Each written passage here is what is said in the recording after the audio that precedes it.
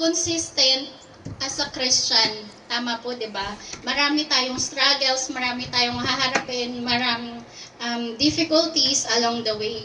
Pero naalala ko kasi nung isang kapatiran ang sinabi niya, marami kang mararanasan kasi maraming aayusin sa yung Lord personally sa buhay mo or even yung sa buong pamilya mo and yung mga bagay na pinagpipray mo. And ang kagandahan sa Lord, pag sumagot siya sa prayer natin, hindi instant. Bakit po kaya? Hindi siya instant sumagot sa mga panalangin natin dahil ang Panginoon, hindi siya tulad ng genie na pag hiningi mo ganito, sige, okay, ibibigay niya yung exact na hiningi mo. Ang Panginoon, pag sumagot ng panalangin natin, detalye, kasi buong detalye ng buhay natin, yung sinasagot niya, yung inaayos niya. Amen po ba? And through that, yung consistency ng Lord, makikita mo eh. Sabi ko nga kanina, hindi umpisa lang, doon lang siya magaling, hindi lang yung kalagitnaan, hindi lang yung huli. All throughout your life, your milestone in your life, andun yung consistency ng Lord. Sa kabutihan niya sa buhay ng bawat isa sa atin, yung grace niya, yung awa niya sa araw-araw sa atin. Tama po? Amen. Ayan. Ayun po, doon po sa, hindi ko po alam kung kita niyo dyan. Pero Philippians 3:10 to 21, pwede po bang basahin natin ang sabay-sabay? Kung kita niyo po, I want to know Christ and the power of His resurrection and the fellowship of sharing in His sufferings, becoming like Him in His death, and so somehow to attain the resurrection from the dead. Now that I have already obtained all this, or have already been made perfect, but I press on to take hold of that for which Christ Jesus took hold of me. Brothers, I do not consider myself yet to have taken hold of it. But one thing I do. But one thing I do, forgetting what is behind and straining toward what is ahead. I press on toward the goal to win the prize for which God has called of me heavenward in Christ Jesus. All of us who are mature should take such a view of things. And if on some point you think differently, that to God will make clear to you. Only let us live up to what have already attained. Join with others in following my example, brothers, and take note of those who live according to the pattern we gave you. For as I have often told you before and now say again, even with tears, many live as enemies of the cross and of Christ. Their destiny is destruction, their God is their stomach, and their glory is in their shame. Their mind is on earthly things, but our citizenship is in heaven. And we eagerly await a Savior from there, the Lord Jesus Christ, who by the power that enables Him to bring everything under His control, will transform our lowly bodies so that they will be His glorious body. Amen po. Like His glorious body. So ito po, sinulat po ito ni Apostle Paul. During the time na sinulat ito ni Apostle Paul, ang dami niyang struggle. Ito rin yung time na, di ba alam po natin yung buhay ni Apostle Paul before, para siyang, kung i-compare natin dito sa Saudi, para siyang mutawa. Hindi lang siya low-end na mutawa, high class na mutawa siya nung panahon na yun. Eh nung time po na, nung time na nakilala niya ang Lord, nung time na transform siya ng Lord, kung ano yung mga attitude ng mga ibang Kristiyano na nakakilala sa Panginoon natin, long before niya makalala ang Panginoon, andun yung mas eagerness ni Apostle Paul, andun yung mas desire niya na mas makalala ang Lord, na in everyday na walk niya, kahit ano yung kaharapin niya, sinabi niya sa sarili niya na, I just want to know Christ more and more each day. So sabi nga po dun sa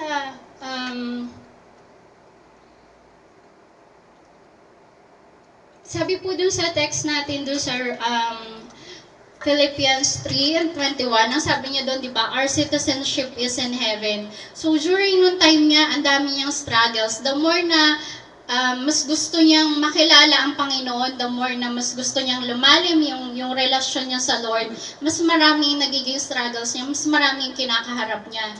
Ilan po dito yung merong asawa po dito sa atin? Sa mga kuya. Yung mga asawa, tsaka yung may mga girlfriend. Ayun, di ba po nung panahon na hindi nyo pa asawa yung asawa nyo, nung girlfriend nyo pa lang, at yung mga kuya na nung mga panahon nanliligaw pa lang sila, di ba sobrang porsigido? Tama po? Porsigido na kahit hindi ka na matulog, kausapin mo lang siya buong araw at gabi. Tama po? Tama ba? Na Tama. kahit maubos na yung load sa bakala, Tama, bibili tama. pa rin talaga. Tama? Tama. Tama daw. Na Amen. kahit wala ka ng pera, sige lang, bibili ka pa rin ng load para makausap mo siya. Tama Amen. po? Amen. So, andun yung consistency nyo, di ba? Para makuha nyo lang yung oo nung girlfriend nyo, or para maaya nyo lang magpakasal din yung asawa nyo nung time na yun. Tama? Amen. Amen. So, di ba po nung panahon na yan, yung aspect ng buhay na natin ngayon, nakita nyo, naramdaman nyo yung consistency nyo para dun sa partner nyo. And with this, kay Apostle Paul naman, yung consistency niya, pinakita niya talaga sa Panginoon. Even though ang dami niyang trials, no, sufferings nung panahon na yon, andun pa rin talaga yung paglilingkod niya, andun pa rin talaga yung pagiging, sabihin natin, immovable niya para kahit anong mangyari, kahit pinapersecute na siya, kahit ang dami ng ginagawa sa kanya, go pa rin siya talaga para sa Lord, yung pagsuserve niya sa Lord. Katulad lang din ng relationship niyo sa mga partner niyo. Sige lang, go lang din, kahit ngayon may mga trials na pinagdadaanan.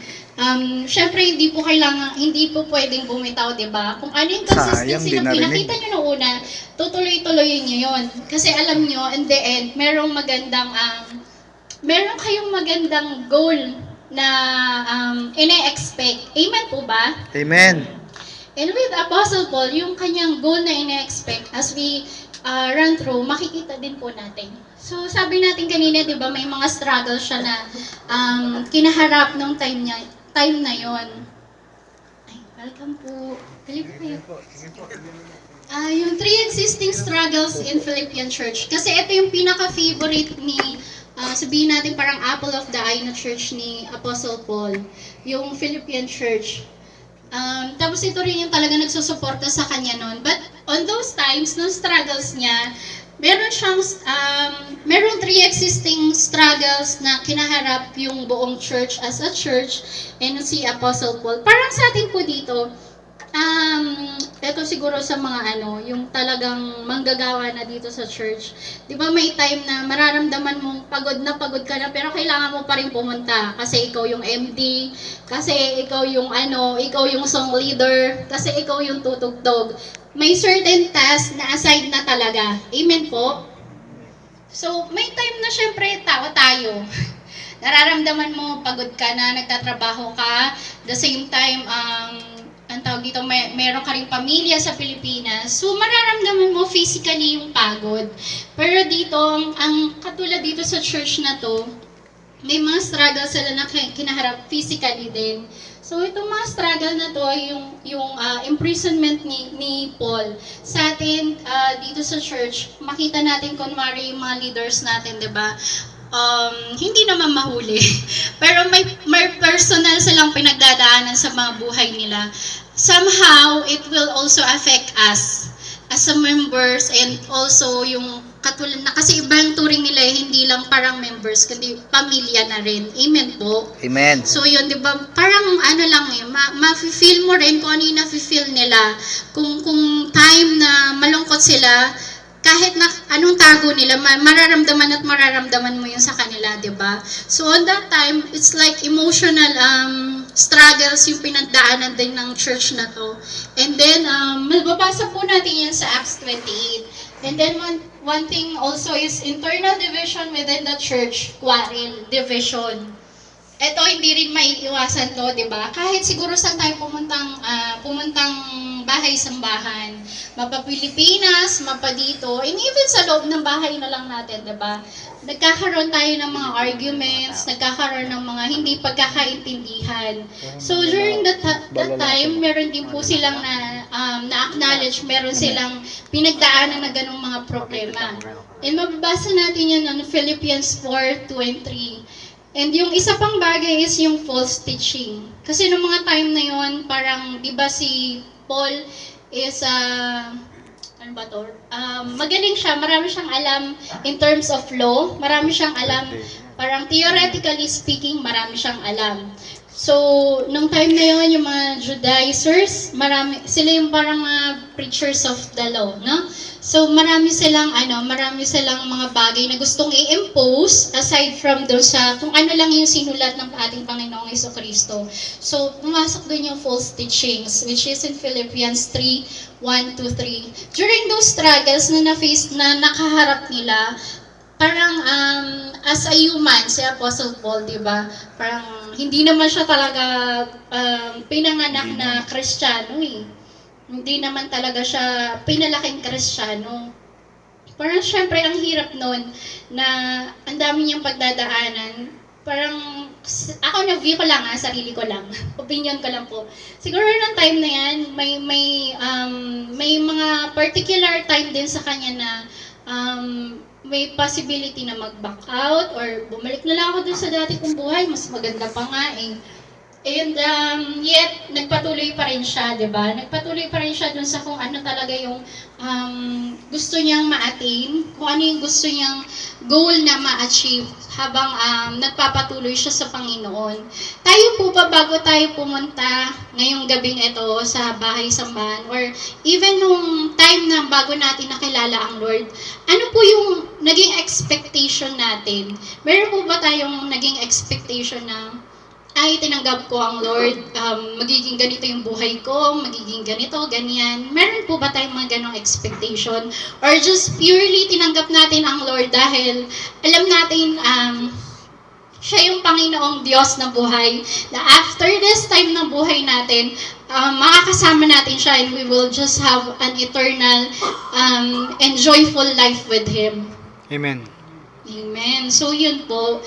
At least, masasabi po natin, meron tayong goal. Meron tayong expectation na imi-meet on one time na ma-meet na natin ang Lord on that day na makasama na natin siya ulit. Di ba po?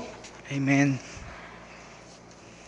Ito, sabi natin kanina, goal, yung expectation natin. So, si Paul, nag-set siya ng goal on those struggles na nararanasan niya. Parang ito kasi yung di ba, sabi nga natin, consistent Christian life or even in our consistency sa buhay natin, yung walk natin sa Lord every day. Kailangan natin mag-set ng sabi nating standard or goal each and every day.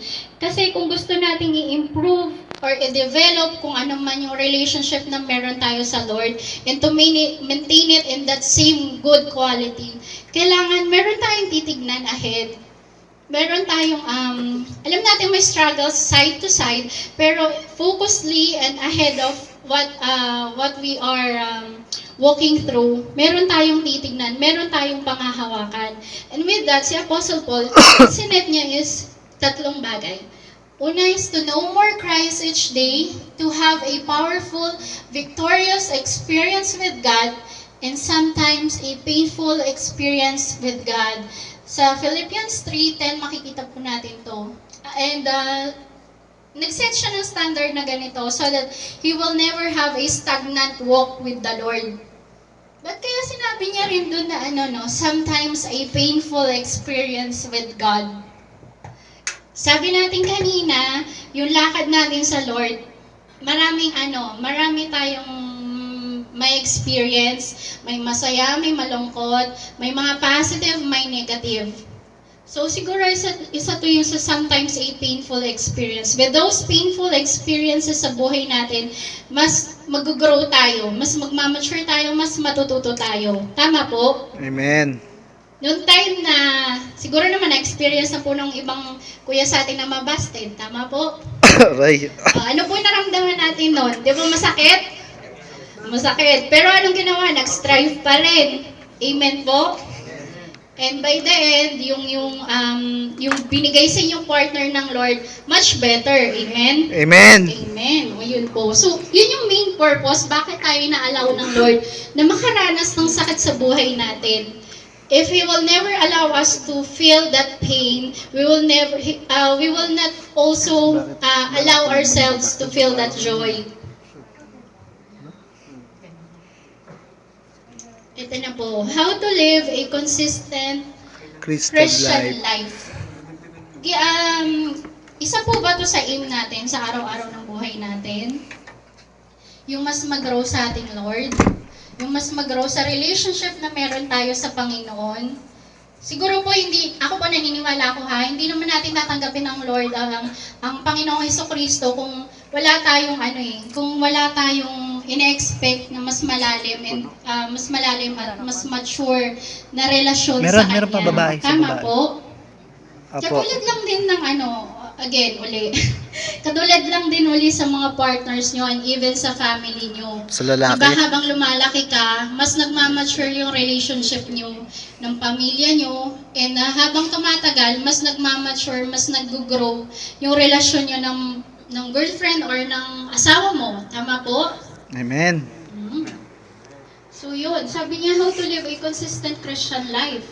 Sabi niya forget the past. Makikita po natin to sa verse 13. Forget the past. Bakit forget the past? Kasi syempre, isa siya sa mga bagay na pwedeng maghinder sa atin eh. Isa siya sa mga bagay na pwedeng maging bump along the way para either tumigil ka, either mag-back out ka. And pag tumigil ka, pag nag-back out ka, asan yung consistency mo nun? Wala na, di ba? So, from the start ka na uli nun. Since uncertainties grudges that will hold you back as you walk with the Lord. At isa rin to sa mga bagay na talagang ginawa ni Apostle Paul na mababasa natin doon sa Philippians 3 verse 13. And then after po nun yung pressing toward the goal. Toward the goal. So meron siyang goal na sinet. Meron siyang ine-expect sa paglakad niya sa araw-araw with the Lord, diba? And yung price na yun, yung more deeper relationship with the Lord, yung mas makilala niya yung Panginoon sa araw-araw ng buhay niya. Pero ang dami niyang, although marami siyang naranasan ng mga bagay na hindi maganda, pero mas nag-focus si Apostle Paul dun sa mga bagay na maaari niya pang mas maranasan as he grow deeper and deeper with the Lord. And then, sabi rin po sa Hebrews 12:2, ate, pwede pong pakiflash yung Hebrews 12:2. Sabi niya dyan, fixing our eyes to Jesus. Isa yun sa goal ni Apostle Paul, di ba? It's really the Lord itself na yung goal niya. Doon sa mga paglakad na ginagawa niya sa araw-araw, sa struggles na kinakaharap niya araw-araw, yung kabutihan, yung pagmamahal at yung grasya pa rin talaga ng Panginoon, yung talagang ginugol niya na ma-attain. And then, valuable relationship with Christ. Pwede pong basahin natin sabay-sabay ito. Hebrews 12:2. The author and perfecter of our faith, who for the joy set before him, endured the cross, scorning its shame, and sat down at the right hand of the throne of God. So let us fix our eyes on Jesus. Ano man yung na-experience natin, kapaguran, emotional drain, financial instability, lahat yan, iaalaw ng Lord talaga na mapagdaanan natin. Lahat yan, kailangan nating pagdaanan dahil alam natin yung we are expecting and we are just fixing our eyes on the most valuable goal, which is our Lord Jesus Christ, which is the eternal relationship and life that we will going to have. Amen.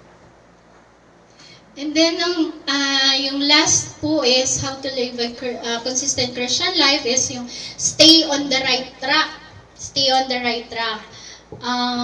From the word right, tama. Di ba po? Minsan, yan nga, when we feel tired, pag nararamdaman nating drain na tayo, ang nangyayari, it's just either back out, it's just either stop. Yun po, di ba? Lalo sa mga, siguro yung mga bagong kakakilala pa lang sa ating Panginoon. Marami kasi usually na ma-experience talaga tayo to test our faith, to test yung pagsunod natin sa Lord. So, sabi niya, stay on the right track, which is on verse 16, 17 to 20. Ba't na sinabi yun? Dahil if we will going to stay on the right track, yung encouragement na kailangan natin by the time na we feel down, by the time na nanghihina na tayo, by the time na drain na tayo, ando doon sila yung gagamitin talaga ng Lord para ma-uplift tayo, para ma-boost yung confidence natin, mapaalala sa atin na yung Lord, He will never leave us nor forsake us. Amen po ba tayo doon? Amen. So yun, kahit anong mangyari sa atin, lagi natin kasama yung Panginoon. Laging nandyan yung pagmamahal niya sa atin. In every situation, nandyan yung sustenance niya sa bawat isa sa atin. Ay yung provision niya sa araw-araw na buhay natin. Stay on the right track. There are times during Apostle Paul's time, marami din doon marami rin sa members siguro ng church, with that Philippian church, no, na because they're facing some problems, they just better give up. They just better not continuing serving the Lord. They just quit. Ganun lang. So, kung kayo po familiar kayo dun sa sa movie na Forrest Gump, yun na, di ba, meron dun scene na ang haba-haba na ng kanyang tinakbo. Pero takbo siya ng takbo, hindi niya alam kung ba siya tumatakbo. By the time na dumating na siya sa point na napagod na siya, na-drain na siya, hindi niya na iniisip kung gaano kalayo na yung narating niya. Basta ang iniisip niya lang, pagod na ako, babalik na ako. Hindi niya rin naisip na bumalik siya, panibagong pagod na naman yung mangyayari sa kanya, diba? So minsan po ganun tayo. So staying on the right track will help us na talagang mapaalala sa atin. And staying on the right track, ayan po yung word lagi ng Panginoon din sa atin. Sabi nga natin, God will never leave us nor forsake us. Lagi rin po nating panghawakan yun. Kung ano man yung mga bagay na pinagdadaanan natin na beyond our expectation, na hindi na maganda. Hindi yun yung ina-expect natin. But still, we know that God is there. We know at the end ng lakad natin, meron tayong magandang prize na panghahawakan and ma-achieve and ma-attain. So, bilis, malapit na. So, sabi po ni, di ba yung sa Philippians, all verse in Philippians 3, makikita po natin doon yung consistency ni Apostle Paul. Even though andun yung mga struggles niya sa buhay, even though andun yung mga problema ang pinagdaanan niya sa buhay, hindi natin alam kung anong mga aspekto pa yon. Pero napakita sa atin through the Bible, di ba? Yung mga pinagdaanan niya. Still, napakita ni Apostle Paul yung tatlong bagay sa buhay niya as he continue walk with the Lord. Andun yung consistency niya, andun yung commitment, andun yung pagiging constant niya sa Panginoon. So with these attributes na pinakita ni Apostle Paul, those attributes are clearly speaking kung ano yung karakteridad ng Panginoon na pinagsisilbihan natin. Na by the time na we feel drained, na we feel tired, balikan po natin yung sinabi natin kanina sa Malakay 3:6, no? That the Lord never changes. No matter kung ano yung pagdaanan natin, kung ano yung sinabi niya sa ating pangako in the beginning, tutuparin niya yun kung nasa kalagitnaan or even nearest end na tayo ng buhay natin. We will always feel, we will always experience yung kabutihan ng Panginoon, yung kabutihan niya sa bawat salita niya, yung pagiging faithful niya sa bawat pangako niya sa bawat isa sa atin. Tayo po ba meron tayong mga personal na promises ng Lord na pinanghahawakan sa mga buhay natin? Ako po yung feeling ko, favorite din ng iba. Jeremiah 29:11, di ba po? It will just speak the whole promise of God sa buhay natin.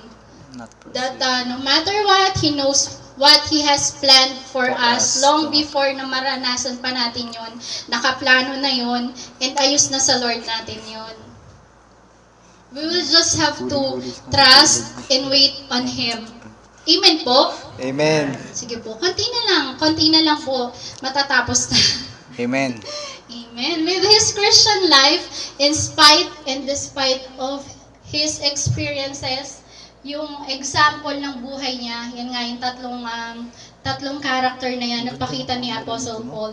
And I pray and I believe through God's grace, sa araw-araw na pagsisilbi natin sa Panginoon, lahat yung sabi niya nga, di ba, wala tayong ginagawa na hindi niya ina-acknowledge. Walang bagay na ginagawa natin na pagpapagal sa Kanya, na kung san-san lang napupunta. Lahat yon alam ng Panginoon. Lahat yon nakikita ng Panginoon. Amen? Amen. So, para din po dun sa mga manggagawa natin dito sa simbahan, dito, di ba? Dito sa bahay-sambahan natin, there are times na minsan ganyan. And personally, ako ganon. But I just keep on reminding myself at the end of this, meron akong pinanghahawakan sa Lord. Meron akong goal kung bakit ako